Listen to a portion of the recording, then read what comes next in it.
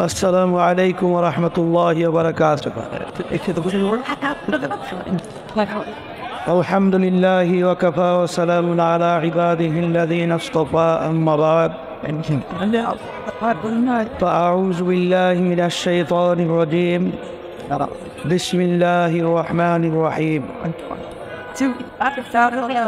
ظهر الفساد في البر والبحر بما كسبت أيدي الناس صدق الله العلي العظيم. সবাই দুরূদ শরীফ পড়ি। আল্লাহুম্মা সাল্লি আলা সাইয়্যিদিনা মুহাম্মাদ ওয়া হাবিবিনা ওয়া মাওলানা মুহাম্মদ সাল্লাল্লাহু আলাইহি ওয়া আলা আলিহি ওয়া আসহাবিহি ওয়া বারাকা ওয়া সাল্লাম। ইসলামী আন্দোলন বাংলাদেশ নরসিংদী পৌরসভা কর্তৃক আয়োজিত আজকের সমাবেশের সভাপতি, মঞ্চে কেন্দ্রীয় সম্মানিত প্রেসিডিয়াম সদস্য সহ দপ্তর সম্পাদক এবং জেলা বিভিন্ন পর্যায়ের দায়িত্বশীল, সামনে বিশেষ করে যারা উপস্থিত রয়েছেন, ইসলাম দেশ মানবতার পক্ষে যারা ভূমিকা পালন করবেন, সেই ভবিষ্যৎ কল্যাণ রাষ্ট্র প্রতিষ্ঠার মন মানসিকতা নিয়ে আমরা উপস্থিত হয়েছি।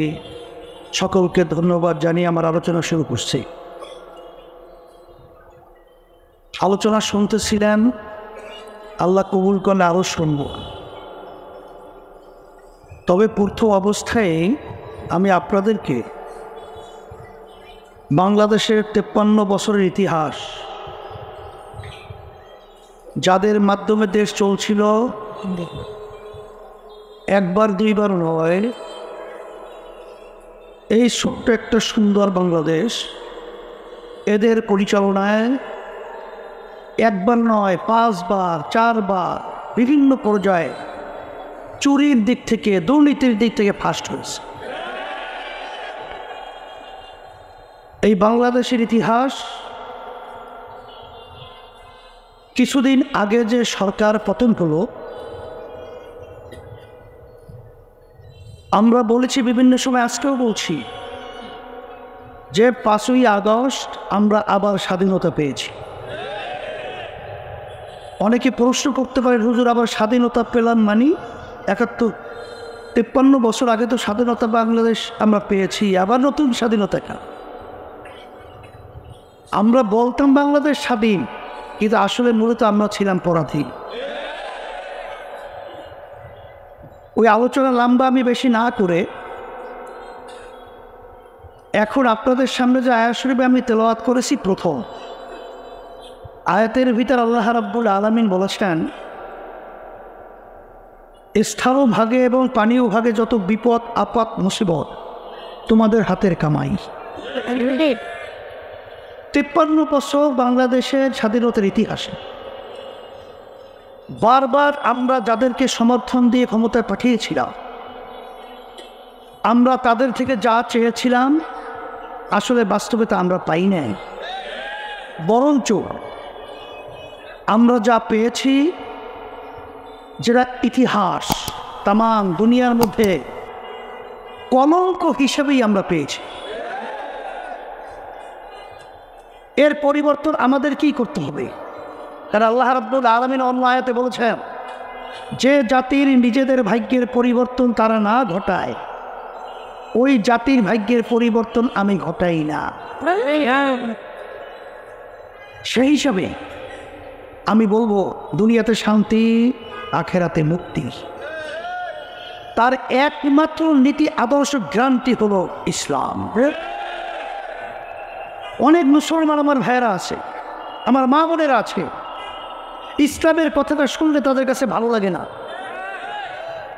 ইসলাম একটা আরবি শব্দ, বাংলা অর্থ হলো শান্তি। এইটা শুনলে আমাদের কাছে ভালো না লাগার কারণ কি? আসলে বাস্তবতা হলো এই, গ্রাম্য একটা প্রবাদ বাক্য আছে, চুন খাওয়ার পরে যদি মুখ পুড়ে যায়, দধি দেখলেও ভয় পায়। ইসলাম আসলে মানুষের শান্তির জন্যে। ইসলাম শুনলে মানুষ ভয় পাবে কেন? আসলে বাস্তবতা হলো এই যে কিছুদিন আগে যে সরকার পতন হলো, দিনকে রাত্র বানিয়ে রাত্রকে দিন বানিয়ে মিথ্যার উপরে এমনভাবে প্রচার করতে মনে হয় এইটাই সত্য। কি বাস্তবতা আছে না নাই? আসলে ইসলামের বিরুদ্ধে তাম বিশ্বের মধ্যে ইসলাম বিদ্বেষী চক্র পরিকল্পিতভাবে এমনভাবে মিথ্যা প্রচার করেছে, যেই প্রচারের মাধ্যমে ইসলামের কথা শুনলে আমাদের ভয় হয়। আসলে বাস্তবতা ইসলাম কি ভয়ের জিনিস না। যেমন একটা উদাহরণ দিলে আপনারা বুঝবেন সংক্ষেপ। ইসলামের ভিতরে একটা আইন আছে, চুরি করলে হাত কেটে দাও। এটা শুনলে ভয় পায় না? তবে বাংলাদেশে তো সিংহভাগই যারা নাকি দায়িত্বে ছিল সবই তো হাত কাটা লাগবে। আসলে বাস্তবতা হলো ইসলাম সব চোরের হাত কাটার নির্দেশ কিন্তু দেয় নাই। চোর দুই প্রকার, একটা অভাবী চোর আর একটা স্বভাবী চোর। অভাবী চোর কাকে বলে? পেটের ক্ষুধায় মরণাপন্ন, উপায় নাই, তখন সে অনুপায় হইয়া চুরি করছে, এইটা হইল অভাবী চোর। আর একটা লোক তার কোনো অভাব নাই, সে চুরি করছে, এইটার নাম কি? স্বভাবী চোর। আমাদের বাংলাদেশে এমপি মন্ত্রীরা সব তো অভাবী চোর। একটু আসতে বলে হ্যাঁ, সব স্বভাবী চোর না? ইসলাম বলছে এই স্বভাবী চোরদের হাতকে কেটে দাও। যদি এইভাবে এই স্বভাবী চোরদের একটা হাত কাটা হতো, বাংলাদেশের টাকা বিদেশে পাচার হতে। এটা কি ভালো না খারাপ? আমি অন্য আর বেশি উদাহরণ দেব না। ইসলামে এমন এক রীতি আদর্শের নাম।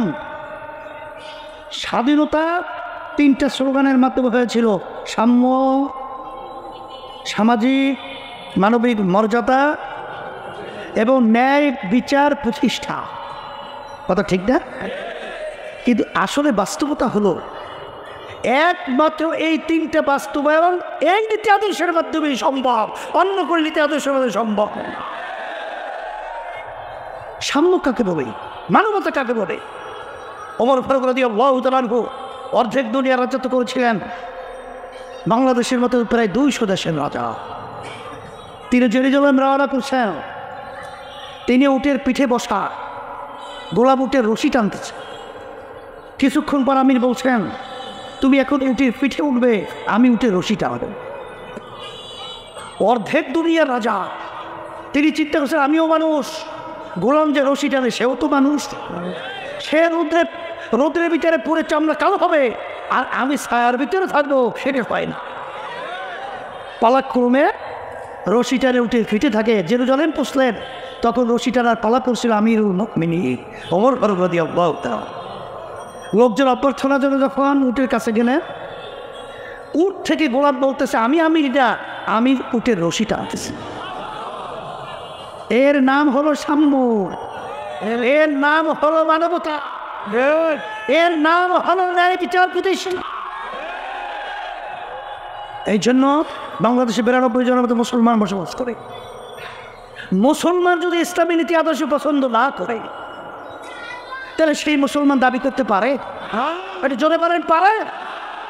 এই জন্য আমার আব্বাজার একটা কথা বলতেন, যে ইঞ্জিনিয়ার তৈরি করে, সেই ইঞ্জিন সম্পর্কে ইঞ্জিনিয়ার ভালো জানে।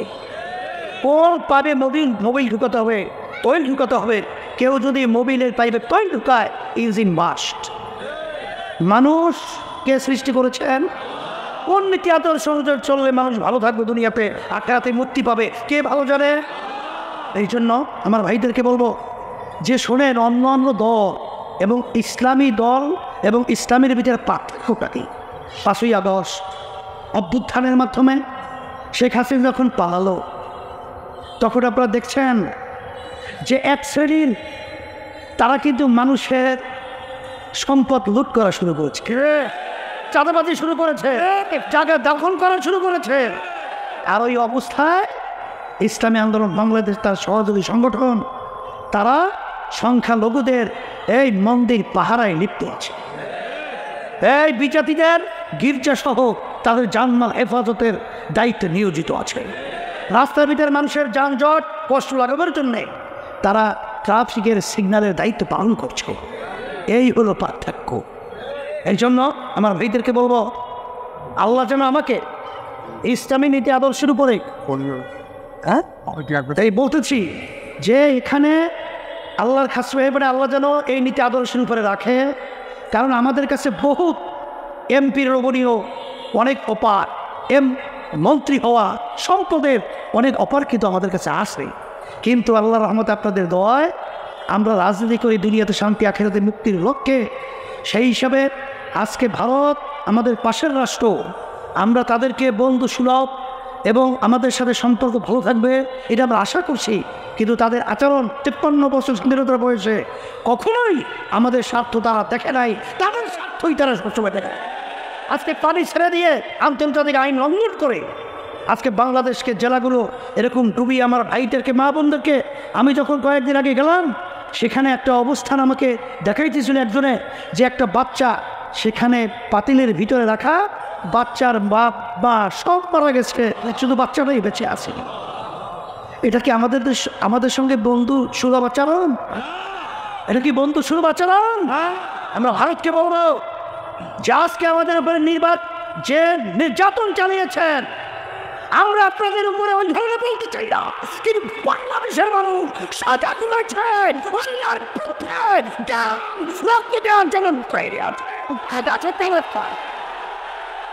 সবাইকে ধন্যবাদ জানিয়ে আর আমাদের এখন শব্দে বলেছেন যে আমরা দাওয়াতের কার্যক্রমটা বাড়াবো, যদি না বাড়াই তাইলে আপনারা আমি কিন্তু দায়ী থাকবো। আর এই নরসিংদী ইসলামের জন্য একটা ঘাঁটি। আল্লাহ আপনাদের কবুল করুক। আজকে সম্মেলন যারা করেছেন এত সুন্দর, সবাইকে ধন্যবাদ জানিয়ে আমি আলোচনা শেষ করছি। আল্লাহুম্মা আমিন। রব্বানা আতিনা ফিদ দুনিয়া হাসানা ওয়া ফিল আখিরাতি হাসানা ওয়া কিনা আযাবান নার বিরহমাতিকা ইয়া আরহামার রাহিমিন।